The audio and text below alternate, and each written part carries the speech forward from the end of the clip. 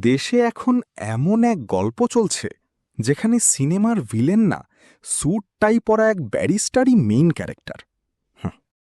অভিযোগ উঠেছে barrister M Sarwar Hossain বছরের পর বছর ধরে নাকি একটা পুরো চক্র চালাচ্ছেন প্রোপাগান্ডা, ব্ল্যাকমেল আর তথ্য সন্ত্রাস দিয়ে। টার্গেট কারা? দেশের বড় বড় ব্যবসায়ী। এর মধ্যে আছেন আহমেদ আকবর সোবহান, বাসুন্ধরা গ্রুপের চেয়ারম্যান। আর অভিযোগটা কি জানেন? নাকি 1,02,000 একর জমি দখল।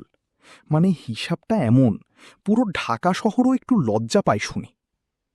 কারণ বাস্তবতা, ঢাকার মোট আয়তনই এর চেয়ে কম। মানে অভিযোগটা শুনলে মনে হয় গল্পটা নেটফ্লিক্সে দিলে হিট হতো। বসুন্ধরা গ্রুপ আদালতে গেছে প্রতিকার চাইতে, আর এখানেই নাকি গল্পটা উল্টো ঘুরে গেছে। অভিযোগ মামলা করলেই প্রোপাগান্ডা আরও অ্যাগ্রেসিভ হয়ে যায়। সোশ্যাল মিডিয়ায় পোস্ট, একটার পর একটা অভিযোগ, আর মানুষ কনফিউজড। কি সত্য কি নাটক বোঝা দায়। অভিযোগে বলা হচ্ছে এটা শুধু ব্যক্তিগত আক্রমণ না, বরং একটা অর্গানাইজড তথ্য খেলা, যেখানে রেপিউটেশনই টার্গেট।